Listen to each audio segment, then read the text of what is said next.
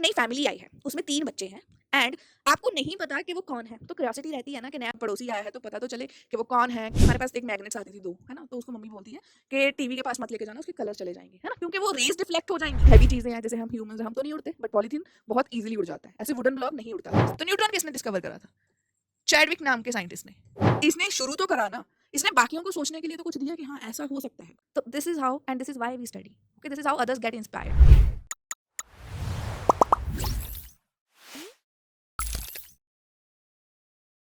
Hello everyone, स्वागत है आप सबका केमिस्ट्री के सबसे इजीएस्ट लेक्चर में। We are going to start a new chapter, structure of an atom. मैं हूं सुमनदीप, आपकी वेदांतु टीचर। एंड ये प्रॉमिस करती हूँ आज का लेक्चर इतना इंटरेस्टिंग होने वाला है एंड सब थ्योरेटिकल है। तो जिन बच्चों को थोड़ा माइंड में डर लग गया था कि कैसे करेंगे 11th के मोल कंसेप्ट के बाद सारे चैप्टर्स डिफिकल्ट आने वाले हैं, ऐसा नहीं है। तो ये चैप्टर आपका कॉन्फिडेंस बिल्ड करेगा एंड काफ़ी ईजी है। इट्स लाइक अ स्टोरी कि स्ट्रक्चर है कैसी एटम की। Okay, so we are going to start this lecture and जो भी मैं पढ़ाने जा रही हूँ, everything that I am going to teach, या आपके कोई भी डाउट्स आते हैं, you can ask in a Telegram group channel and मैंने इसका लिंक डिस्क्रिप्शन बॉक्स में भी शेयर कर दिया है। ओके, तो ये बहुत ही इजी लेक्चर है, मैं बार बार बोल रही हूँ एंड बहुत ही इंटरेस्टिंग है। जितना इजी है उतना ही इंटरेस्टिंग है। तो अभी जो टॉपिक आज की क्लास में हम कवर करने वाले हैं, दीज आर टॉपिक्स। पहले हम देखेंगे कि चैप्टर का नाम है स्ट्रक्चर ऑफ एन एटम। तो एटम की स्ट्रक्चर है कैसी, what is present inside an atom. उसके बाद कैसे डिफरेंट साइंटिस्ट ने अपनी अपनी थ्योरीज दी हैं या एक्सपेरिमेंट्स परफॉर्म करे हैं, वो सारे एक्सपेरिमेंट्स हम देखेंगे। उसके बाद कुछ मॉडल्स प्रपोज करे हैं डिफरेंट साइंटिस्ट ने, जिनके नाम आज तक जिसने केमिस्ट्री पढ़ी है सबकी जुबान पे है। किसी को भी जाके बोल दो रदरफोर्ड का नाम सुना है, थॉमसन का नाम सुना है, डेफिनेटली उन्होंने सुना होगा। सब भूल जाओगे, ये नहीं भूलोगे। ओके, सो ये अब स्टार्ट करते हैं। हमें पहले पता हो कि एटम की स्ट्रक्चर पूरे चैप्टर में करने क्या वाले हैं। आपका घर है और साथ के घर में एक नई फैमिली आई है, उसमें 3 बच्चे हैं एंड आपको नहीं पता कि वो कौन है। तो क्यूरियोसिटी रहती है ना कि नया पड़ोसी आया है तो पता तो चले कि वो कौन है, कहाँ से आए हैं, कितने टाइम के लिए रुकेंगे वहाँ पर। ये सब information is very important for us ना, क्यूरियोसिटी तो रहती है। तो वही है, सपोज करो एक घर है, तो आपका टास्क क्या है। चलो मेरी ड्राइंग पे मत जाना। अब आप सोचो यहाँ पर इस घर में 3 बच्चे हैं, तो आप सोचो कि कौन से रूम में कौन सा बच्चा बैठा है, यही हमें सोचना था। तो अब अगर आप बाहर खड़े होकर या आप अपने घर में बैठकर देख रहे हो कि सामने यार वो कहाँ पे बैठा होगा, वो लिविंग रूम में भी हो सकता है, वो फर्स्ट फ्लोर पे भी हो सकता है, वो किचन में भी है, शायद कोई टीवी देख रहा हो, शायद कोई वेदांतों की ऑनलाइन क्लासेस ही देख रहा होगा, है ना? तो ये सारी क्यूरियोसिटी है। तो जैसे आपको क्यूरियोसिटी हुई, ऐसे ही साइंटिस्ट को क्यूरियोसिटी हुई। डेल्टन नाम के साइंटिस्ट ने, फर्स्ट चैप्टर में हमने सारी थ्योरीज करी हैं, तो डेल्टन नाम के साइंटिस्ट ने ना अपनी थ्योरीज दे दी थी कि हाँ एटम एक स्फेरिकल शेप की, है ना, एंटाइटी है। तो अब सबकी क्यूरियोसिटी थी कि कैसे है, जो एटम है उसके अंदर क्या है। इसने बोला कि सबसे स्मॉलेस्ट पार्टिकल है, बट क्यूरियोसिटी यहाँ पे खत्म नहीं हुई है, ये इसकी ड्रॉबैक बन गई कि एक अंदर क्या है। इसने बोला सबसे स्मॉलेस्ट है, बट ये सबसे स्मॉलेस्ट तो नहीं था। फिर हमें मिले कुछ सब एटॉमिक पार्टिकल्स, बट उसकी जर्नी कि कैसे उसके अंदर जो है उनके बारे में पता करना, वो क्या है, कैसे हैं, ये सारी जर्नी हमें बता रही है पूरे इस चैप्टर में, स्ट्रक्चर ऑफ एन एटम में। तो ये जो स्ट्रक्चर है ये आपके माइंड में है। एटम अज्यूम करते हो मेरे माइंड में राउंड राउंड शेप के मॉलिक्यूल्स या एटम्स आते हैं कि ऐसे हैं वो। अब उसके अंदर क्या प्रेजेंट है, कैसे पता चला ये सब। 3 चीजें होती हैं, प्रोटॉन, न्यूट्रॉन एंड इलेक्ट्रॉन। तो ये जो 3 चीजें हैं कैसे कैसे डिस्कवर हुई, इसकी सारे सबको बहुत ज्यादा क्यूरियोसिटी थी। And 20th sanctuary is the, इसके भी फर्स्ट ईयर में, इस सेंचुरी में साइंटिस्ट के जो पहले 10-20 साल थे उसमें कर दिया इन्होंने सारा ऐलान कि हाँ जी हमने एटम की स्ट्रक्चर डिस्कवर कर ली है, उसके अंदर ये सब एटॉमिक पार्टिकल्स प्रेजेंट हैं। हाँ, बट वो कहाँ कैसे प्रेजेंट है, कैसे पता चला, this is what we are going to learn in today's lecture. Okay, and एक इंटरेस्टिंग चीज है कि जिन्होंने भी एटम के अंदर के ये सारे पार्टिकल्स के बारे में बताया उन सबको नोबेल प्राइज मिला है। okay, and that is a very like interesting knowledge information for me as well.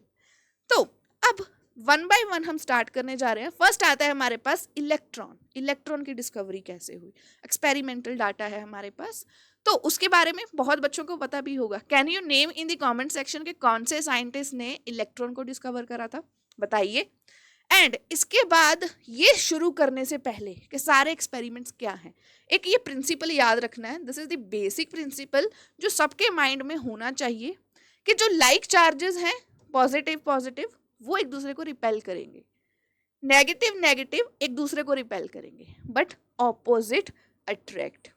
तो ये ना हमारी लाइफ में बड़ा अप्लाई होता है। जब मैंने ये 8th क्लास में पहली बार सुना था, मेरा लाइक बहुत ज़्यादा I was happy to know this fact कि हाँ ये तो लॉजिकली इस चीज़ को मैं रिलेट कर पा रही हूँ। ये जैसे मेरी सारी क्लासेस में लॉजिकली बताती हूँ चीज़ें, तो ये सबसे पहला लॉजिक था जो मुझे रिलेट कर पाई थी जिससे मैं। तो पॉजिटिव नेगेटिव ऑपोजिट अट्रैक्ट हमेशा होगा। तो मुझे क्या लगता है कि suppose sometimes I am meeting a person, कोई मेरा फ्रेंड बन रहा है एंड उसके इंटरेस्ट बिल्कुल ही ऑपोजिट है। मैं सुन रही हूँ डिफरेंट टाइप का म्यूजिक, वो किसी और टाइप का म्यूजिक सुन रही है, तो मैं इस चीज़ से डिमोटिवेट नहीं होती या ये नहीं बोलूँगी कि मैं उसकी फ्रेंड नहीं बन रही। आई विल से कि we are opposite and that's why we are attracting, that's why we are going to be friends. तो ये चीज़ ना याद रखनी है, ये बार बार अप्लाई होगी जो भी एक्सपेरिमेंट्स हम कर रहे हैं। आपको भी इस चीज़ से रिलेट करना चाहिए, सोचना कि कहाँ पर ऑपोजिट अट्रैक्ट कर रहे हैं, है ना। सो सबसे पहला जो मेरे पास आया था दैट वाज, हमारे पास आया था डिस्कवरी ऑफ इलेक्ट्रॉन। जी हाँ, आई गेस सबने कमेंट सेक्शन में बता भी दिया है। जे थॉमसन नाम के साइंटिस्ट ने इसको डिस्कवर करा था। एंड किस एक्सपेरिमेंट से? This experiment is known as cathode ray experiment. अब ये मैंने बोला है कि सबसे आसान लेक्चर होने वाला है, तो मेरा काम भी है इसको आसान बनाना आप लोगों के लिए। ये डायग्राम देखकर घबराना नहीं है। बोर्ड के जो बच्चे हैं उनके लिए ये आता है बार बार, कि कई बार क्वेश्चन आ जाता है explain cathode ray experiment with a label diagram. तो जब डायग्राम समझ, ऐसा नहीं करना कि डायग्राम को आप रट रहे हो, तो ऐसी तो बहुत सारी डायग्राम्स आएंगी, तो रटना नहीं है, डायग्राम्स को समझना है। And I will explain one by one कि कौन सी चीज़ क्या है। एक ये पूरी ट्यूब ली है, it's a glass tube. Glass tube में गैस ले ली, कोई भी गैस। हाँ, ये पॉइंट रखना है याद, कैथोड रे में he could have chosen any gas, इससे फर्क नहीं पड़ रहा। तो एक गैस ली है एंड उसने काफी low pressure and very high voltage, यहाँ पे मेंशन भी है, ये सिंबल वोल्टेज दिखाता है, तो ये हाई वोल्टेज है अप्लाई करी है एंड बहुत ही कम प्रेशर रख दिया है एंड गैस जो है इसमें फ्लो करेगी। ठीक है, अब जैसे इतनी हाई वोल्टेज अप्लाई कर दी कि जो गैस है वो आयनाइज होकर, अब कुछ उसने ऑब्जर्व क्या करा कि कुछ रेज इस साइड से निकल रही हैं एंड वो जा रही हैं इस तरफ जा रही हैं। ये क्या, कौन सा एंड है? पॉजिटिव एंड है, कैथोड कहेंगे हम उसे। तो नेगेटिव एंड है, तो नेगेटिव एंड से जो रेज निकल रही हैं वो किसकी तरफ जा रही हैं? एनोड की तरफ, जो कि पॉजिटिव है। अब जब वहां पे जा रही हैं, अब ये तो दिख नहीं रही ना, radiations are all around us, तो दे आर नॉट विजिबल।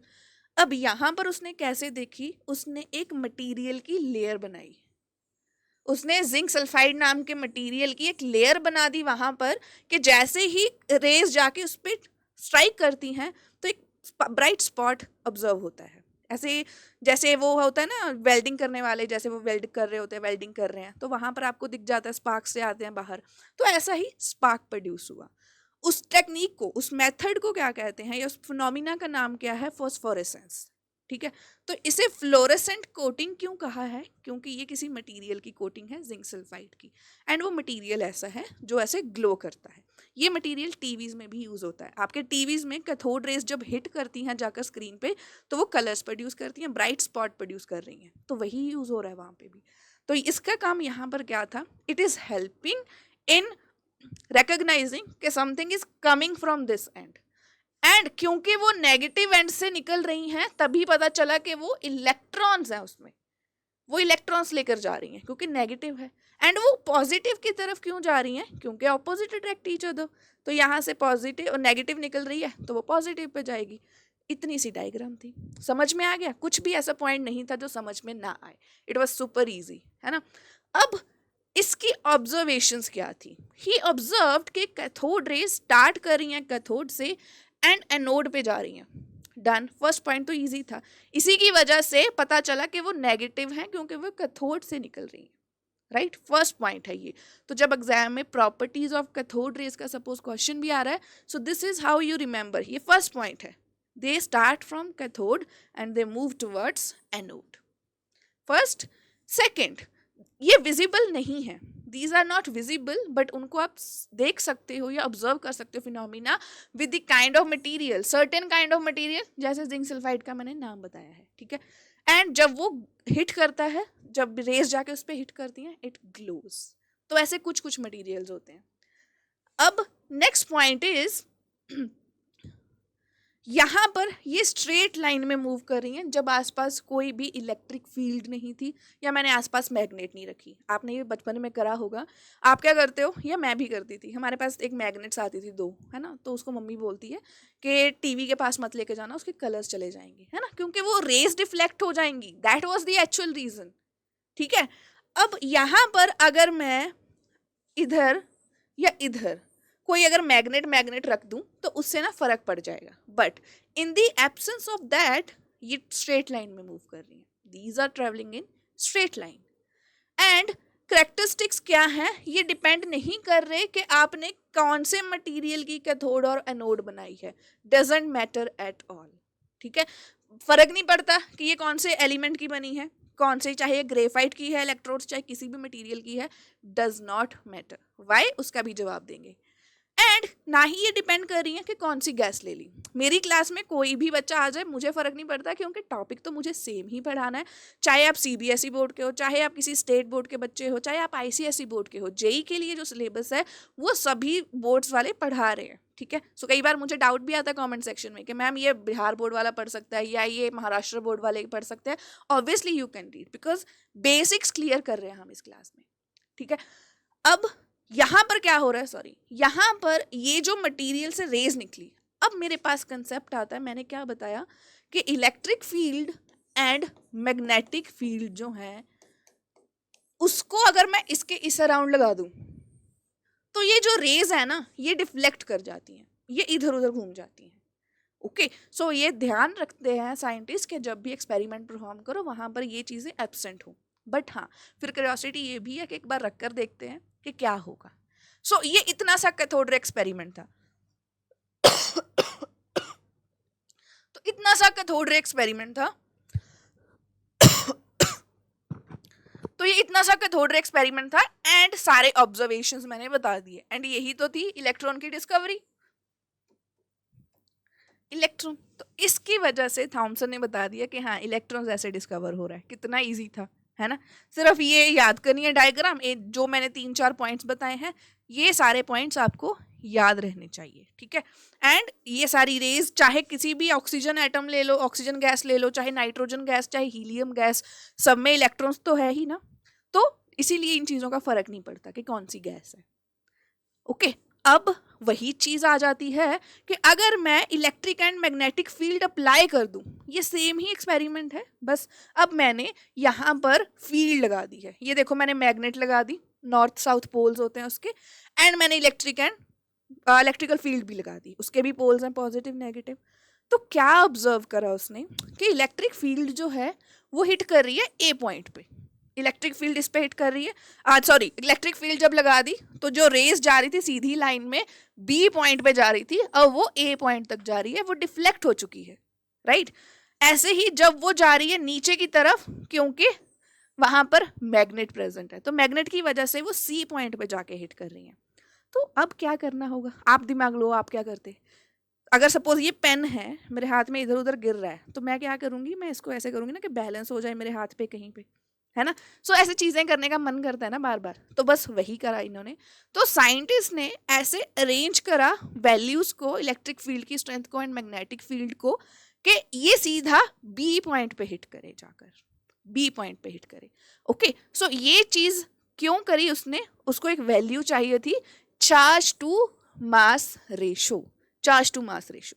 अब मास का मैं बता देती हूँ, जितना लाइटर होगा पार्टिकल, लाइटर जितना कम मास होगा, नायका काफ़ी हल्की चीज़ है, वो भाग उड़ेगी ना, काफ़ी हवा में उड़ जाती है। हैवी चीज़ें हैं जैसे हम ह्यूमंस, हम तो नहीं उड़ते, बट पॉलीथीन बहुत इजीली उड़ जाता है। ऐसे वुडन ब्लॉक नहीं उड़ता, हवा से उड़ जाएगा ज़्यादा अगर हवा हो। तो यहाँ पर लाइटर मास होना चाहिए। तो अगर पार्टिकल का मास काफ़ी लाइट है तो वो बहुत इजीली डिफ्लेक्ट होगा इलेक्ट्रिकल एंड मैग्नेटिक फील्ड में। ओके, सो जब वो डिफ्लेक्ट हो रहा है दिस मैटर्स कि पार्टिकल का मास कितना है ना। इसके अलावा चार्ज जितना ज़्यादा नेगेटिव होगा उतनी ही ज़्यादा डिफ्लेक्शन होगी। जितना हाई मैग्नीट्यूड होगा चार्ज का, लिख देती हूँ चार्ज, जितना हाई चार्ज होगा उतनी ही ज्यादा डिफ्लेक्शन होगी। मैग्नीट्यूड ऑफ चार्ज तो नेगेटिव ही रहेगा, बट मैग्नीट्यूड कितना है, जैसे वो बढ़ता जाएगा वैसे वैसे डिफ्लेक्शन बढ़ती जाएगी। अब हमें कैलकुलेशन में नहीं जाना, दैट वाज इजी पार्ट ना, कैलकुलेशन में नहीं जाना, बट हमें एक वैल्यू याद रखनी है। जब उसने बैलेंस ऑब्टेन कर लिया मैग्नेटिक एंड इलेक्ट्रिक फील्ड का, सो उसके पास एक वैल्यू आती है E/m रेशियो 1.7 × 10⁻11। चार्ज की यूनिट क्या रहती है, किसी को पता है चार्ज की यूनिट क्या है? ये सी और पर किलो क्या है, किलोग्राम तो पता है सबको, मास की है वो, इलेक्ट्रॉन के मास, वो चलो उसकी बाद में बात करेंगे। तो मास की बात हो रही है, चार्ज की यूनिट रहती है कूलम, इसीलिए मैंने पीछे यूनिट लिखी है कूलम पर किलोग्राम। तो ये उसने चार्ज टू मास रेशियो निकाली by applying magnetic and electric field in a cathode ray experiment. समझ में आ गया, ये सेकेंड टॉपिक डन हो गया। So it was very easy to remembering these things कि कैसे हुआ, because it's like a story. तो अब साइंटिस्ट को ये पता चल गया, आपको ये पता चल गया कि एक घर है तो जो एक बच्चा है वो ऐसी उसकी प्रॉपर्टीज है, मतलब वो बहुत नेगेटिव रहता है, उसका बिल्कुल खुशी मन ही नहीं करता कुछ चीज़ें करने का। होते हैं ना कुछ लोग ऐसे कि सैड रहते हैं, तो बस वैसा ही इलेक्ट्रॉन है। तो पता चल गया एक बच्चे का, तो है ना। अब मेरे पास आता है मास, कि चलो मास भी निकालना है। तो मेरे पास जब रेशो आ गई E/m रेशो, है ना, सो अब चार्ज मुझे पता है कि कितना है इलेक्ट्रॉन पे, एंड उसको मैं E/m रेशो से डिवाइड कर दूं, तो E से E कैंसिल हो जाएगी, ये m ऊपर चला जाएगा, तो मेरे पास मास ऑफ इलेक्ट्रॉन भी आ गया। And how much is that, that is, ये याद रखने वाली वैल्यू है 9.1 × 10⁻31। तो वो ऐसे कैलकुलेशन आती है। अब कोई आपसे ये नहीं कभी पूछेगा कि ये निकाल के बताओ, nobody is gonna ask you. आपको क्या याद रखना है, 9.1, ये चीज, ये वैल्यू याद होनी चाहिए, एंड इलेक्ट्रॉन के ऊपर चार्ज कितना है। This is something you need to memorise. तो चार्ज बाई मास रेशियो निकालने की जरूरत क्यों पड़ी, उसको ये निकालना था। इसके लिए मिलिकन ऑयल ड्रॉप एक्सपेरिमेंट आता है, जिसका ज़्यादा ज़रूरत नहीं है उसकी ज़्यादा, ठीक है। So we are not going to cover that, but हाँ दिस पार्ट इज इंपॉर्टेंट, आपको बस वैल्यू से मतलब है। ऑल राइट, हाँ। अब इलेक्ट्रॉन का तो पता चल गया, अब बात आती है प्रोटॉन्स की एंड न्यूट्रॉन्स की। प्रोटॉन से याद रखना है P से पॉजिटिव, न्यूट्रॉन क्या होंगे, न्यूट्रल, नो चार्ज। सो अब बात आती है हमारे पास ये वाले एक्सपेरिमेंट की, जिसमें हम क्या कर रहे हैं, ऑपोजिट कर रहे हैं। अब सेम उसी चीज़ को मॉडिफाई कर लिया उन्होंने कैथोड रे एक्सपेरिमेंट को, एंड उन्होंने कुछ चीज़ें ऑब्जर्व करी कि जैसे कैथोड रेस क्या कर रही थी, नेगेटिव पार्टिकल्स थे वो एनोड की तरफ आ रही थी। अब कैनाल रेस, उनको कैनाल रेस बोल दिया उसने, जो कि पॉजिटिव थी बट एनोड की कैथोड की तरफ जा रही हैं, फिर ओके इस साइड जा रही हैं, वो पार्टिकल उधर जा रहे हैं क्योंकि वो पॉजिटिव है, इधर ये नेगेटिव आ गया। सो यहाँ पर ये कैथोड रेज तो है जो हमारे पास इलेक्ट्रॉन्स दे रही थी, तो कैनाल रेज उनको नाम दे दिया, जो कि एनोड से निकल रही हैं। तो जब वो एनोड से निकल रही हैं, कौन से पार्टिकल्स आ रहे हैं, जहाँ पर पॉजिटिव है, ठीक है, पॉजिटिव है, तो वो किसकी तरफ जाएंगे, कैथोड की तरफ। तो पता चल गया कि वो पॉजिटिव है, बट इनके कुछ करेक्टरिस्टिक्स जो थे वो डिफरेंट हैं। डिफरेंट कैसे हैं कि जो कैथोड रेज है ना, ये वैसी नहीं है कि गैस पे डिपेंड नहीं करती, दे डू डिपेंड अपॉन कौन सी गैस चूज करी है, हाइड्रोजन है, ऑक्सीजन है, nitrogen. So it depends upon nature of gas. ये मतलब अगर मेरी क्लास में मुझे फर्क पड़ रहा है कि अच्छा this class is CBSE board oriented, this is JEE mains class, this is NEET class, तो वो डिपेंड कर रहा है क्लास पे। बट हाँ, ये पॉजिटिव जो थे पार्टिकल्स, ये डिपेंड कर रहे थे कि कौन सी गैस ली है, ठीक है। और गैसेस कौन सी ली हैं, हमने पॉजिटिवली चार्ज्ड आयन गैसेस ले ली थी। डन। नेक्स्ट, अब इनकी जो रेशो भी है चार्ज बाय मास रेशो, वो भी जो कोई गैस ली है तो उस गैस का मास डिफरेंट होगा। Charge by mass ratio is E/m। तो जो ये m है इस चीज पे डिपेंड करेगी। Now this m value is different, क्योंकि सारी गैसेस डिफरेंट है। ऑक्सीजन ले लो, हाइड्रोजन ले लो, हीलियम गैस ले लो, जो कोई भी गैस आप चूज कर रहे हो, दे हैव डिफरेंट वैल्यूज, इसीलिए इनकी चार्ज बाई मास रेशियो भी डिफरेंट आएगी। समझ में आ गया ये point? Some of the positive charge particles carry a multiple of fundamental unit of electric charge. जो भी चार्ज की वैल्यू थी ना 1.6 इंटू 10⁻⁻19 कूलम, तो उसके मल्टीपल में आ सकती हैं वैल्यूज। और इसका आपको सिर्फ याद रखना है इस चीज़ को, इसकी डीप नॉलेज नहीं चाहिए आप लोगों को, क्योंकि कभी काम नहीं आएगी। मैंने करा हुआ तो आई नो दैट। ओके, हाँ, बिहेवियर इज ऑपोजिट, क्योंकि ये पॉजिटिव नेगेटिव है, टोटली ऑपोजिट है। तो इनका जो बिहेवियर है इलेक्ट्रिकल एंड मैग्नेटिक फील्ड में, obviously they also get deflected, तो ये ना ऑपोजिट शो करती हैं, जो कि कैथोड रे एक्सपेरिमेंट में उन रेज ने शो करा था। तो ऑपोजिट टोटली डन। अब ये था, सिर्फ इतने सारे पॉइंट्स थे। अब इसको मैं समराइज कर देती हूं यहां पर। तो साइंटिस्ट को ये पता चल गया कि अच्छा, जो घर में दूसरा, जैसे आपको पता चल गया कि दूसरा बच्चा जो घर में है वो काफ़ी पॉजिटिव नेचर का है, वो हर चीज़ को पॉजिटिवली देखता है एंड खुश रहता है। बट हाँ, उसको फ़र्क भी पड़ रहा है कि बाकी सबका मूड कैसा है ना। तो वैसा बच्चा था। अब ये सारे पॉजिटिव प्रोटॉन, या बोल दो उनको, या बोल दो कैनाल रेस, तो वो एक्सपेरिमेंट इज डन। उसके भी 3-4 पॉइंट हैं, कैथोड एक्सपेरिमेंट के भी 3-4 पॉइंट हैं। सो उन सबसे मिलकर क्या आता है? अब आप लोग मुझसे पूछोगे कि मैम न्यूट्रॉन की डिस्कवरी की बात ही नहीं करी। तो न्यूट्रॉन किसने डिस्कवर करा था? चैडविक नाम के साइंटिस्ट ने। ये काफ़ी लेट डिस्कवर हुआ, 10-20 साल लग गए थे इसको डिस्कवर होने में, इलेक्ट्रॉन प्रोटॉन के बाद। बट हाँ, इसका कंसेप्ट रदरफोर्ड ने दे दिया था। अब जब रदरफोर्ड ने ये एक्सपेरिमेंट का आपको डाटा दिया, डिटेल दी, तो उसके बाद से इसने करा। एंड वो कैसे करा? इसने बेरिलियम एटम के कुछ करे थे, बम्बार्डमेंट करवाई थी। तो ये बम्बार्डमेंट क्या है, या बेरिलियम की या थिन मेटल शीट जो यूज करी है, वो आपके सिलेबस में नहीं है। So we are not going to cover that, है ना। तो जो गिवन है उसको अच्छे से पढ़ो, जो नहीं गिवन है उस पर टाइम वेस्ट नहीं करना है हमें। तो ये सारी चीजें हमें याद रखनी है। Electron, proton and neutron. Electron and जो प्रोटॉन है ना, इनका जो चार्ज का मैग्नीट्यूड है, जो वैल्यू है, दैट इज सेम 1.6 इंटू 10⁻⁻19। बस फर्क कहाँ पे है? पॉजिटिव नेगेटिव का। तो हम सीधा +1 एंड -1 लिख लेते हैं। तो हमेशा ऐसे शो करते हैं ना, E नेगेटिव P पॉजिटिव, तो वो चार्ज ही दिखा रहा है। हाँ, अब जो इलेक्ट्रॉन का मास है 9.1 इंटू 10⁻31, प्रोटॉन एंड न्यूट्रॉन का जो मास है ना, that is same. Mass of proton, mass of neutron is same. तो दो बच्चे हैं घर में जिनका मास सेम है, एक ट्विंस मान लो, है ना, कि वो उनका मास सेम है।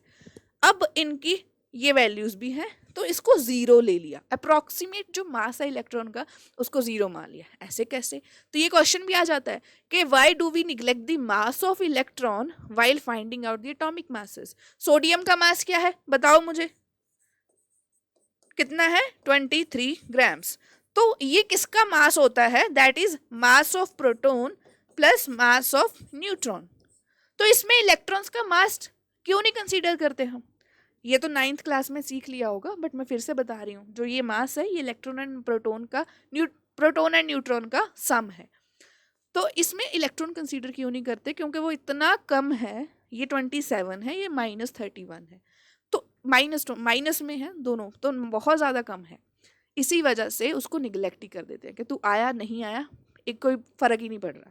That is why it always revolves ना, ये रिवॉल्व करता है इलेक्ट्रॉन। तो यहाँ पर इसका मास मैटर नहीं कर रहा, इसीलिए we are not using it in calculation of atomic masses. तो this is how we just learn how electron, proton and neutron got discovered. Neutron का हमारे सिलेबस में नहीं है, we are not going to do. Charge by mass ratio भी हमने देख ली, है ना। कितना आसान था ये। अब क्वेश्चन कर लेते हैं। सो ये क्वेश्चन आपके लिए है, क्या वैल्यू थी इलेक्ट्रॉन्स चार्ज टू मास? क्या वैल्यू है? अब ये तो मैंने दिखा दी थी स्लाइड, जो लिख रहे हैं बहुत अच्छी बात है, जिन्होंने नहीं लिखा है उनको याद है तो बताइए मुझे कमेंट सेक्शन में। I am not gonna tell you कि बहुत ही आसान वैल्यू है, जिसकी मैंने यूनिट बताई थी कूलम पर किलोग्राम। सो वही वैल्यू आपको बतानी है। So this is like a question to analyse कि आपको कितना समझ आया अभी तक, और जिसको समझ आ रहा है just like it and tell me in the comment section and share with your friends as well. अब what happened when cathode rays strike zinc sulphide coating? तो जब ये मेरे पास एक ट्यूब थी, ग्लास ट्यूब, तो जब रेज निकली तो यहाँ पे जाके उन्होंने जब हिट करा तो क्या हुआ? they created a bright spot. Created a bright spot. They created a bright spot. बस इतना आंसर है इसका. और वो क्यों करते हैं? That is phosphorescence. हाँ, मैं ये बताती हूँ, जब आप एनसीईआरटी से इसको पढ़ने बैठते हो ना, तो उन्होंने सिर्फ ये लिखा हुआ है कि फॉस्फोरेसेंस क्रिएट करते हैं.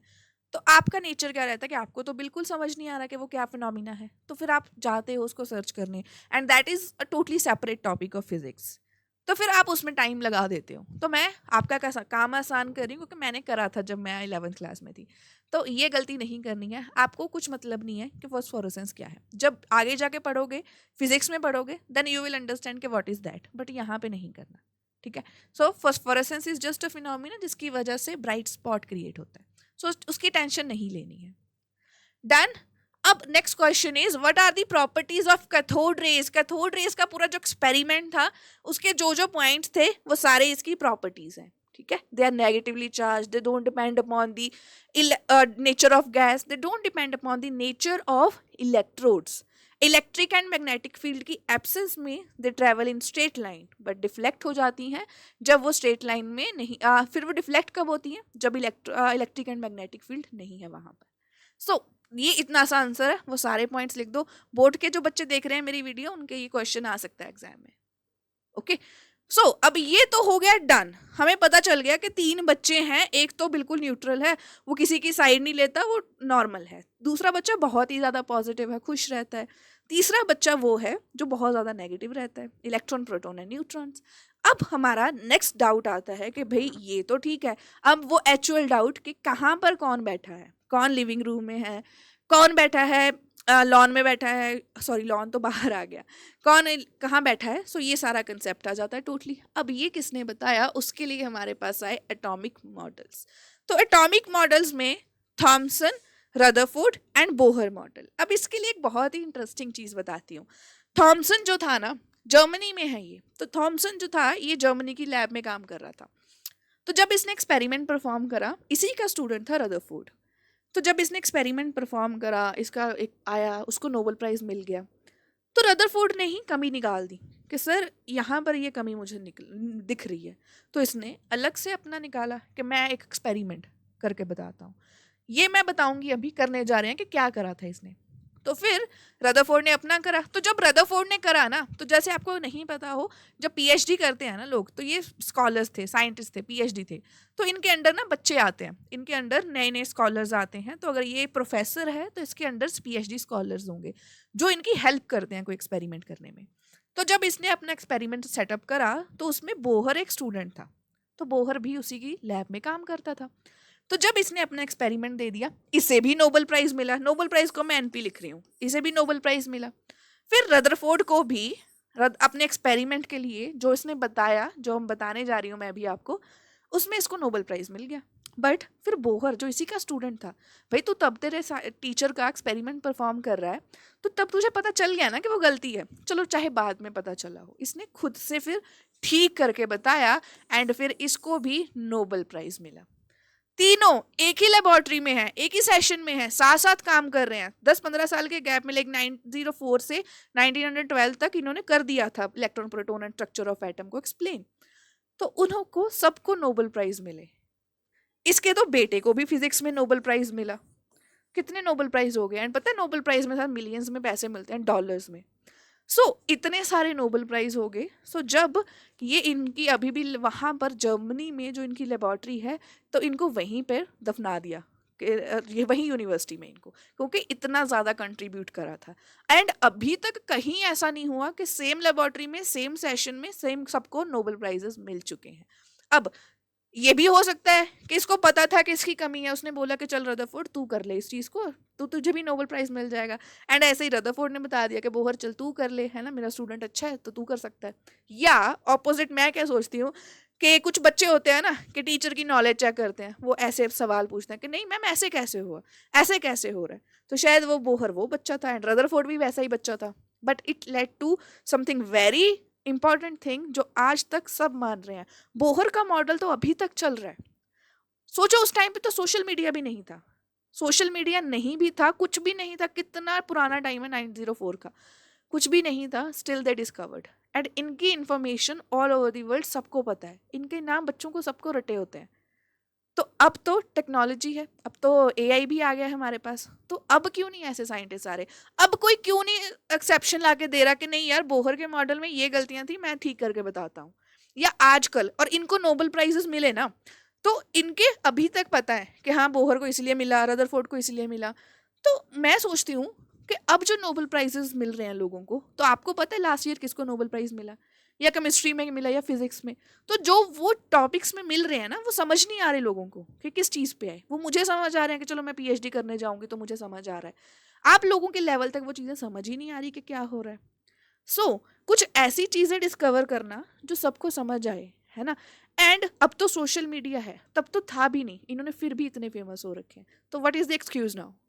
आई वॉन्ट कि मेरी क्लास में कोई बच्चा हो जो साइंटिस्ट बने, इसरो में जाए या कुछ ऐसा नोबेल प्राइज जीते, है ना। ये होता है। अब स्टार्ट करते हैं थॉमसन मॉडल से। And Thomson model is very easy. Summer का फ्रूट है वाटरमेलन। तो वाटरमेलन किस किस को बहुत अच्छा लगता है? It's one of my favourite fruits. या इसके अलावा आपने चॉकलेट चिप कुकीज खाए हैं। तो इसने वैसा ही एक्सपेरिमेंट दिया। एक्सपेरिमेंट भी नहीं, इट्स अ थ्योरी। मॉडल है and it's totally theoretical. It's totally theoretical. इसने थ्योरी दी कि जो एटम है वो ऐसा ही गोल है, ऐसा ही गोल है जैसा वाटरमेलन को कट कर देते हैं। तो ये जो रेड पोर्शन है, दिस इज, ये जो है इवनली डिस्ट्रीब्यूटेड है। एंड ये जो नेगेटिव नेगेटिव है, सॉरी, जो जो ये ब्लैक ब्लैक सीड, मेरे तो येलो सीड दिख रहे हैं, ये जो ब्लैक ब्लैक सीड्स है ना, ये क्या है? They are electrons. और ये जो रेड पोर्शन है पूरा, ये प्रोटॉन्स है।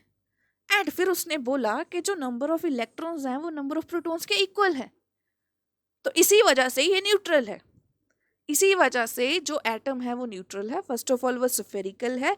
सेकंड, जो ब्लैक सीड्स हैं वो इलेक्ट्रॉन्स को दिखा रहे हैं, जो रेड पोर्शन है वो प्रोटॉन्स को दिखा रहा है। बट दोनों के जैसे नंबर सेम है, इस वजह से इट इज न्यूट्रल। तो इसने क्या कंसेप्ट दिया? इसने ये बताया कि एटम एक न्यूट्रल एंटिटी है, एटम इज न्यूट्रल।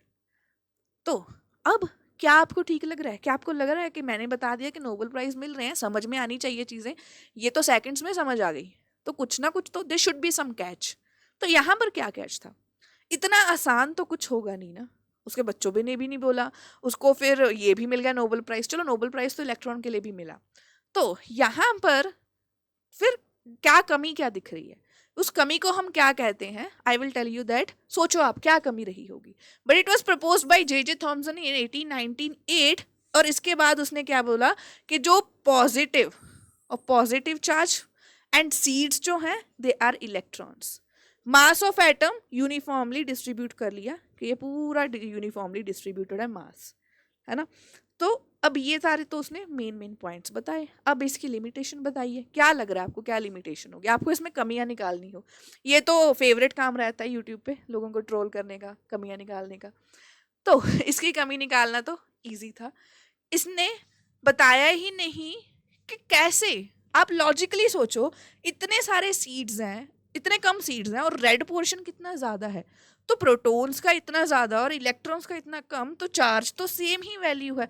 मास की मैं मान भी लूँ, चार्ज तो सब में सेम है, 1.6 इंटू 10⁻⁹ कूलम। तो ये न्यूट्रल कैसे हुआ? और इसने सारी हवा में बातें करी, हवा में बातें करी। इसने कोई एक्सपेरिमेंटल इसका कोई रिजल्ट नहीं दिया कि कैसे इसको मैं साबित करूं। एंड जो बाद में फिर एक्सपेरिमेंट्स हुए, फिर वो इससे मैच नहीं करे, इनकी जो वैल्यूज जो भी इसने बताया। तो इसी वजह से ये डिस्कार्ड हो गया। This model was discarded. But फिर क्यों पढ़ रहे हैं मैम अगर ये मॉडल डिस्कार्ड ही हो चुका है? ये हम इसीलिए पढ़ रहे हैं क्योंकि अगर सपोज इसने शुरू तो करा ना, इसने बाकियों को सोचने के लिए तो कुछ दिया कि हाँ ऐसा हो सकता है कुछ।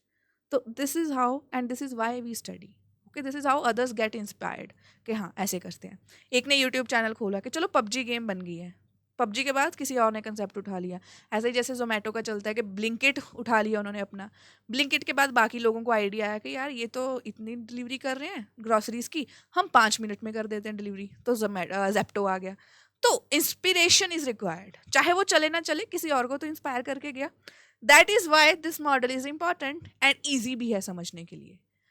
अब इसका आंसर कर सकते हो, why did Thomson model fail? What are the limitations of Thomson model. So ये सारे पॉइंट्स जो मैंने बताए हैं you can write down in a form of answer. अब आती है मेरे फेवरेट मॉडल की बात, रदरफोर्ड्स मॉडल. रदरफोर्ड मॉडल क्या है, देखो इसमें लिखा भी है ही स्टूडेंट इसलिए मेंशन करा है क्योंकि इसका बच्चा था वो ही बोहर. सो अब इसने क्या करा, सेटअप ऐसा सा था, उसने एक अल्फा पार्टिकल्स का सोर्स लिया. अब इसमें भी जो डायग्राम में लिखा है वो भी मुझे समझना पड़ेगा. फर्स्ट ऑफ ऑल माइंड में आएगा, 11th क्लास में जब मैं थी मेरे भी आया कि what are the alpha particles. Alpha particles होते हैं जिनका मास जो होता है 4 यूनिट एंड चार्ज रहता है 2 यूनिट्स. चार्ज रहेगा +2 एंड मास क्या रहेगा 4u. तो ये कौन से पार्टिकल है, कोई ऐसा एलिमेंट है जो इससे मैच करता है, हीलियम. हीलियम का जो न्यूक्लियस है उसका क्या है 2 and 4. उसका जो एटॉमिक नंबर है वो 2 है, that is indicating number of electrons and number of protons, तो दैट इज चार्ज +2 एंड उसके ऊपर क्या रहता है 4 मास उसका रहेगा, है ना. So they are positively charge particles, alpha particles. हाँ, इलेक्ट्रॉन्स कहाँ गए वहां पर, सोचो अब कि इलेक्ट्रॉन्स की बात क्यों नहीं करी. So this is something I am giving you, क्योंकि alpha particle, beta particle, gamma particle अलग से टॉपिक है न्यूक्लियर केमिस्ट्री में, ज्यादा घबराना नहीं है, बताऊंगी सब. तो अल्फा पार्टिकल्स की उसने से गन सी लगा दी कि गन से पार्टिकल्स निकलेंगे. आगे उसने लगा दी एक लेड की शीट, उसमें होल निकाल दिया.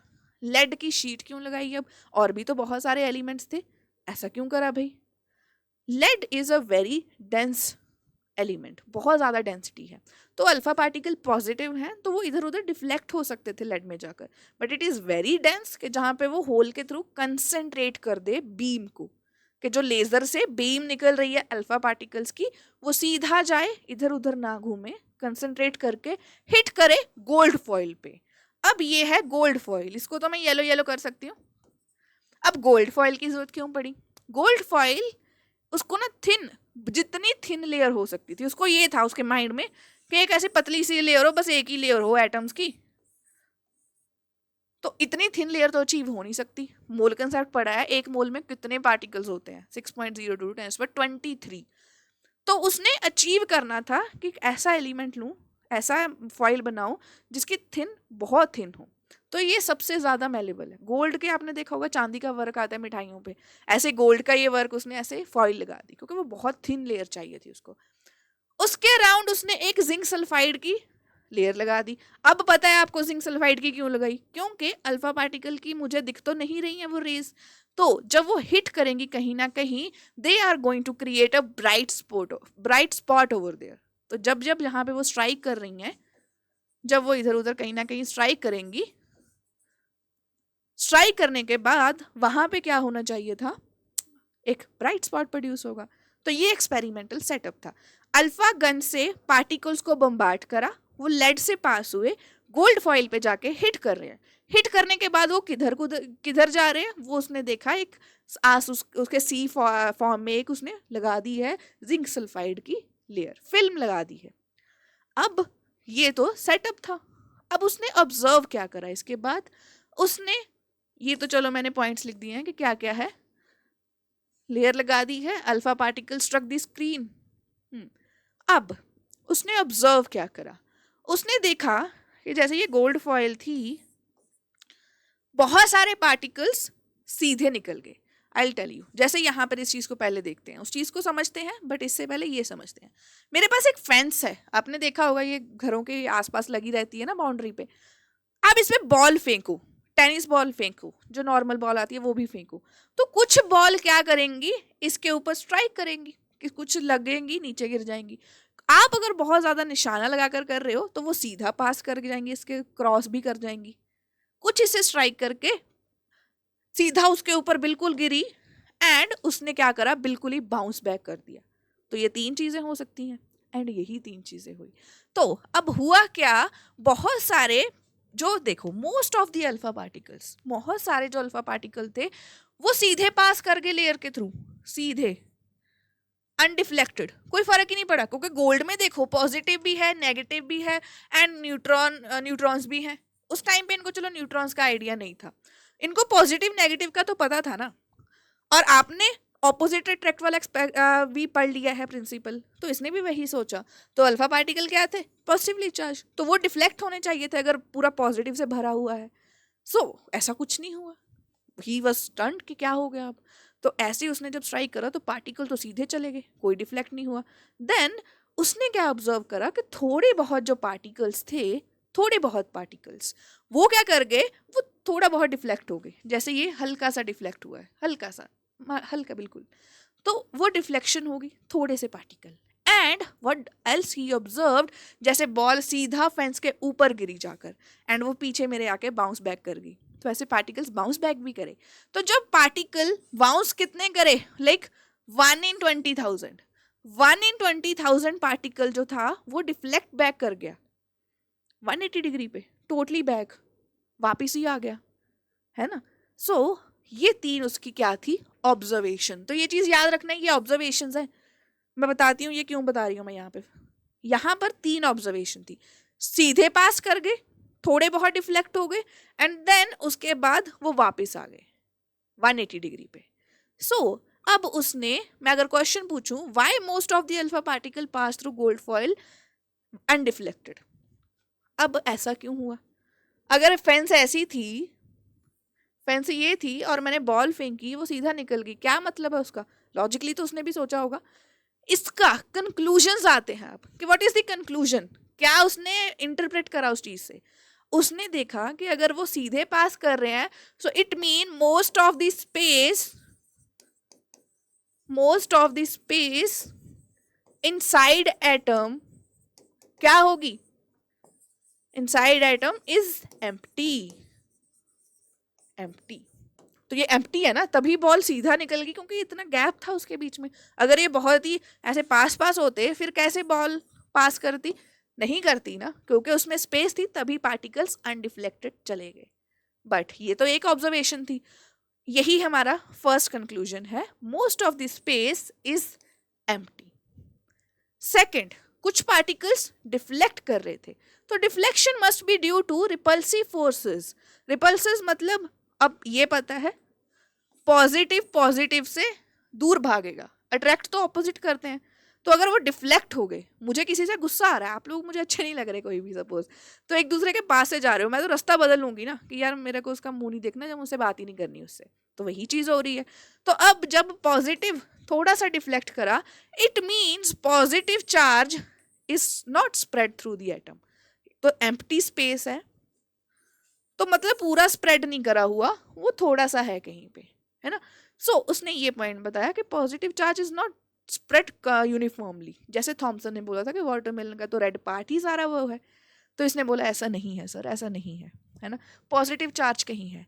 तो उसको क्या पता चला, जब वो 1 in 20,000 वापस आ गए, तो उसने बोला कि ये जो पॉजिटिव चार्ज है, मतलब मैं टकरा गई, मेरे को जिससे गुस्सा आ रहा था, उसने सपोज मेरे को जो अच्छा नहीं लग रहा था इंसान, मैंने रास्ता चेंज नहीं करा, मैं उसी की तरफ जा रही हूँ, एंड हम दूसरे के साथ टकरा गए, वो भी नहीं रास्ते से हट रहा, मैं भी नहीं हट रही, तो टकरा गए। तो वो चीज हुई है। अब पॉजिटिव से जाके जब स्ट्राइक करा, वो बाउंस बैक कर गया, क्योंकि पॉजिटिव जो चार्ज है that was concentrated in the centre. तो अगर ये पूरा एटम है, तो वो बहुत ही स्मॉल स्पेस में कंसंट्रेटेड है, जो पॉजिटिव मास है, पॉजिटिव मास। तो ये उसका थर्ड कंक्लूजन था। तो उसने कैसे कंपेयर करा कि एटम का साइज अगर मैं अज्यूम कर लेती हूँ ऐसे कि एटम अगर इतना बड़ा है, क्रिकेट स्टेडियम जैसा, ये स्टेडियम देखो कितना बड़ा है, अब एटम इज लाइक, एटम का साइज है ये पूरा स्टेडियम। अब स्टेडियम के सेंटर में मैं रख दूं बॉल, ये तो फिर भी बड़ी है, अगर वहां पे एक्चुअल फोटो में पड़ी होती दिखती नहीं आपको, है ना। अज्यूम कर लो क्रिकेट फैंस होंगे, मैं भी हूँ, तो इसके सेंटर में जो बॉल रख लो और एक बड़ा सा स्टेडियम है, इतना डिफरेंस है। तो इसको अज्यूम करो एज एन एटम, एंड ये जो सेंटर में है दैट इज न्यूक्लियस, जिसमें पॉजिटिव चार्ज जो है कंसेंट्रेटेड, तो उसको उसने बोला न्यूक्लियस। साइज का भी उसने अप्रोक्सीमेट दिया कि न्यूक्लियस होगा 10⁻⁻15, एंड एटम का साइज क्या होगा 10⁻⁻10, जो बहुत ही बेसिक से कॉम्पिटिटिव एग्जाम हो जाते हैं ना रीजनल लेवल के, तो उनमें ये क्वेश्चंस आ जाते हैं स्टेट लेवल में कि एटम का साइज क्या है, न्यूक्लियस का साइज क्या है। सो ये चीज़ें उसने बताई। कि बहुत ही छोटी जगह पे कंसंट्रेटेड है। तो समझ में आ रही है ना, एक स्टोरी जैसे ज्यूम हो रही है एंड काफ़ी ईजी है। और ये क्या है, हमने कंक्लूजन्स डिस्कस करे हैं, कंक्लूजन्स। तो इस चीज़ को याद रखना है। डन। अब कोई ना कोई कमी तो होगी, बोहर ने भी बताई है उसकी कमियां, तो उसी ने तो अभी एक्सपेरिमेंट अपना नया करके बताया। तो जब बोहर ने अपना एक्सपेरिमेंट के लिए बताना था, उससे पहले इसने रदरफोर्ड एक्सपेरिमेंट की जो लिमिटेशन है वो समझ आनी चाहिए। ये कॉइन है, आप घुमाओ, आपके पास स्पिनिंग टॉप भी होता है, उसको भी घुमाते हो, है ना, क्या वो घूमती रहेगी? क्या ये घूमती रहेगी? अब ये चीज समझने के लिए पहले इसका ड्रॉ करते हैं। उसने बोला, ये अभी मैं फाइनल लाइन बता रही हूँ रदरफोर्ड की क्या थी। एटम गोल है, सेंटर में न्यूक्लियस है, एंड इसने बोला इलेक्ट्रॉन्स जो हैं वो रिवॉल्व कर रहे हैं अराउंड इट। कैसे? ऐसे इलेक्ट्रॉन्स जो हैं वो रिवॉल्व कर रहे हैं जैसे कि ये सेंटर में हो सन, एंड आसपास सारे क्या हैं, अर्थ और प्लैनेट्स। तो इसने कंपेयर कर दिया सोलर सिस्टम से कि जैसे सोलर सिस्टम में सन के अराउंड सारे प्लैनेट्स घूम रहे हैं, ऐसे ही जो इलेक्ट्रॉन्स हैं वो पॉजिटिव चार्ज के अराउंड घूम रहे हैं, and they are attracted by electrostatic force. Electrostatic force of attraction, attraction है ना, ऑपोजिट है तो अट्रैक्ट कर रहे हैं। तो उसने ये वाला बता दिया, सोलर सिस्टम से कंपेयर कर दिया। बट उसने ये नहीं सोचा कि जैसे अगर ये कॉइन है कभी ना कभी तो गिरेगा ना। अब जो इलेक्ट्रॉन है वो चार्ज पार्टिकल है, और अगर ये घूम रहा है, अब देखो ये घूम रहा है, तो घूमते घूमते वो नीचे गिरेगा जैसे कॉइन, तो ये भी तो गिरेगा ना जाके। तो ये पॉजिटिव चार्ज में क्यों नहीं गिर रहा? ये मैक्सवेल ने दिया था अपना रिलेशन, उसके बेस पे ही एक्सप्लेन हुआ बाद में। तो electron should fall into the nucleus, क्योंकि जैसे कॉइन घूमता घूमता नीचे गिर जाएगा, तो ये गिरना भी चाहिए। सो अब क्या है इसका आंसर, क्या है? तो ये दे ही नहीं पाया।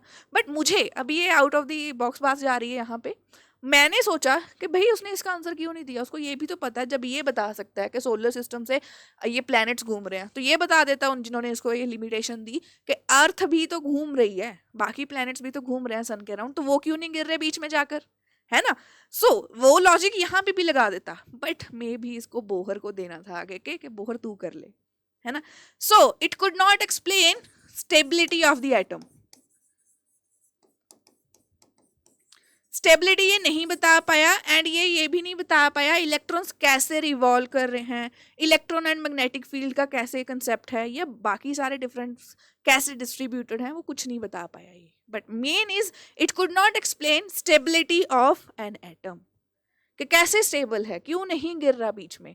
He did not explain this. तो इसकी कमान किसने संभाली फिर? बोहर जी ने। तो बोहर ने फिर अपना एक्सपेरिमेंट दिया एंड ही एक्सप्लेन दिस। अब अगर क्वेश्चन आता है what are the postulates of Rutherford model. अब तीन चीजें हमने करी है, experimental setup, we learned about observations, and then we learned about conclusions. Exam में क्वेश्चन आता है ये, और आपने तीनों चीज़ें रट ली हैं कि अच्छा उसने फॉइल लगाई, उसके ऊपर स्ट्राइक करवाए पार्टिकल्स, सेटअप हो गया। फिर उसमें आता है कि क्या ऑब्जर्व करा, कि कहाँ पे हिट कर रही हैं, कैसे पार्टिकल्स रिफ्लेक्ट हो गए। एंड में उसने बता दिया कि अच्छा एम्प्टी स्पेस है, न्यूक्लियस है, कंसंट्रेटेड है। अब एग्जाम में इसका आंसर क्या लिखना है? What are the postulates? Postulate is a new word that you learn in 11th class. तो पोस्टुलेट्स में आप मोस्टली क्या करते हो, कुछ बच्चों को लिखने की आदत होती है। ये क्वेश्चन आ गया 3 नंबर में, तो आप क्या करते हो, पूरे 3-4 पेज भर दिए, बाकी क्वेश्चन छोड़ दिए, मोल कंसेप्ट के क्वेश्चन को देखा भी नहीं और इसका पूरा लिख दिया A to Z सब कुछ। ये चीज़ें नहीं करनी है। You have to be precise about what are you going to write in the question. जो पूछा है वही लिखो, क्योंकि टीचर आपको 3 से 5 नंबर नहीं देगा उसमें कि आपको तो सब आता है, क्योंकि ये सबको ही आता है। तो अब इसके पोस्टुलेट्स में आपको मेंशन करना है कि एम्प्टी स्पेस है, न्यूक्लियस है, या कितना साइज डिफरेंस था उसका, स्पेस एम्प्टी है क्योंकि मास इज कंसंट्रेटेड। जो इसके कंक्लूजन्स थे that are the postulates. Okay, वो पहले ऑब्जर्वेशन थी कि उसने क्या एक्सपेरिमेंट से ऑब्जर्व करा। सो ये था हमारा रदरफोर्ड मॉडल। समझ में आया सारे मॉडल्स कि क्या क्या थे। इसके साथ रदरफोर्ड का मॉडल खत्म होता है। अब आता है समराइज कर लेते हैं. So what did we learn in today's class. अब हमें ये तो पता चल गया है कि घर है, घर में सेंटर वाले मेन रूम में एक बहुत जो पॉजिटिव बच्चा रहता है वो बैठा है, एंड इलेक्ट्रॉन तो इधर उधर दौड़ रहा है. भाई वो नेगेटिव इतना है, उसको टेंशन हो रही है, डिप्रेशन में है, वो इधर उधर भाग रहा है ना. सो इलेक्ट्रॉन ऐसे ऐसे भाग रहा है. तो ये चीज़ हमें पता चल चुकी है. न्यूट्रॉन की डिस्कवरी तो बाद में हुई थी, बट हाँ, न्यूट्रॉन इज न्यूट्रल. उसको भी, वो भी किसके साथ बैठा है, प्रोटॉन्स के साथ. ये चीज़ याद रखनी है, प्रोटॉन एंड न्यूट्रॉन साथ में रहते हैं. बट हाँ, मुझे ये बताओ ये क्यों साथ में रहते हैं, क्या ज़रूरत है इनको न्यूक्लियस में फिट होने की. ये बहुत ही इंटरेस्टिंग क्वेश्चन है कि प्रोटॉन एंड न्यूट्रॉन साथ में क्यों बैठे हैं. ओके, अब इसकी समरी कर लेते हैं. What did we learn. We learn about subatomic particles. कौन कौन से सब एटॉमिक पार्टिकल्स करे हमने, 3 ही तो हैं, तो तीनों की बात करी हमने. Electron, proton and neutron. Electron की डिस्कवरी हुई कैथोड रे एक्सपेरिमेंट से. प्रोटॉन की डिस्कवरी हुई है, चलो उसके लिए कनाल रे एक्सपेरिमेंट था. फिर हमने न्यूट्रॉन के लिए तो चैडविक का नाम बता दिया था. Then we learn about, space नहीं है, बचाई नहीं मैंने, एटॉमिक मॉडल्स. तो कौन कौन से एटॉमिक मॉडल हमने करे. We learn about 2 models, Thomson's watermelon model and Rutherford model. क्या थ्योरी दी इसने, इट वाज टोटली थ्योरेटिकल. इसकी लिमिटेशन क्या थी. रदरफोर्ड मॉडल क्या क्या एक्सपेरिमेंटल सेटअप था, उसके क्या क्या ऑब्जर्वेशन थी, कंक्लूजन्स क्या थे, ये सब हमने कवर कर लिया है. So we learned about all these things in a 2 days lecture. अब नेक्स्ट क्लास में क्या है, Bohr model, which is very interesting. थोड़ा सा डिफिकल्ट हो जाएगा क्योंकि थ्योरी के साथ साथ थोड़ी कैलकुलेशंस भी दिखाता है वो.